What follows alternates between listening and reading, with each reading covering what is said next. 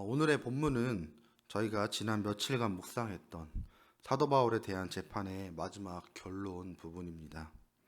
바울의 변론을 들은 권력자들은 바울의 말을 믿을 수 없었습니다. 그들에게 있어서 바울이 전한 부활의 복음은 믿을 수 없는 비정상적인 일이었기 때문입니다. 바울은 부활의 예수님을 만났기에 바울은 자신이 전한 것이 참되고 온전한 말임을 확신하였습니다. 바울은 아그리빠에게 믿음을 독촉하였지만 아그리빠는 바울의 말에 반박합니다. 사람들 앞에서 죄수와 같이 결박된 바울이었지만 하나님 앞에서의 바울은 자유로운 복음의 증인이었습니다. 그는 이방 권력자들의 반응에 개의치 아니하고 복음을 담대히 전하였기 때문입니다. 아그리빠를 비롯한 권력자들은 바울의 말을 듣기는 하였지만 믿지는 않았습니다. 베스도는 내가 미쳤도다. 내 많은 학문이 너를 미치게 한다. 즉 너무 많이 배워서 너가 이상한 소리를 하는구나 라고 하였고, 아그리빠 왕은 네가 적은 말로 나를 권하여 그리스도인이 되게 하려 하는도다. 다시 말해 그 정도 가지고, 그런 작은 너의 말 가지고 어떻게 쉽게 나를 설득해서 그리스도인으로 만들 수 있겠냐 라고 생각하며 바울의 말을 얕잡아 보기도 하였습니다. 어쩌면 이들에게 주어진 마지막 구원의 기회일 수 있지만 이들은 이 복음을 받아들이지 못하였습니다. 눈과 귀가 열리지 않으면 생명의 복음을 들어도 그 가치를 알지 못하고 믿음을 얻을 수 없기 때문입니다. 하지만 그와 반대로 이방 권력자들은 만장일치로 바울의 무죄를 예상합니다. 판결은 황제가 내려야 했기에 판결을 내리지는 않았지만 바울에게는 사형이나 결박을 당할 죄가 없었습니다.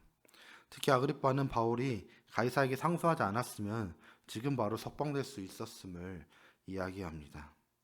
하지만 로마의 시민의 권리로 가이사에게 상소했기에 바울은 자신의 원대로 로마로 향하게 되었습니다.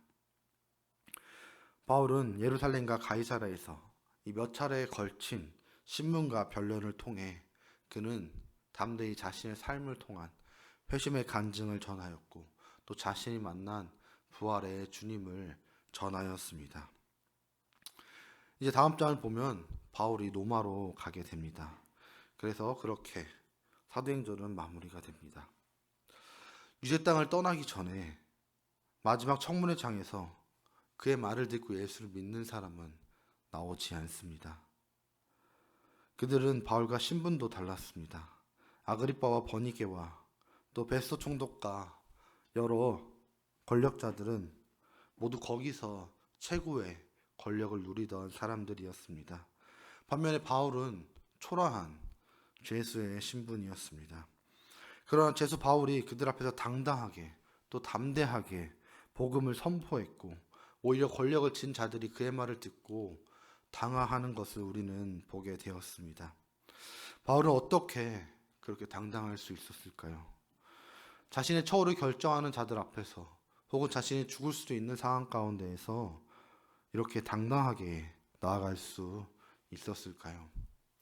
그것은 그들이 바울의 몸을 죽일 수는 있어도 그들이 영혼을 죽일 수 없는 사람들이라는 것을 바울은 잘 알고 있었기 때문입니다.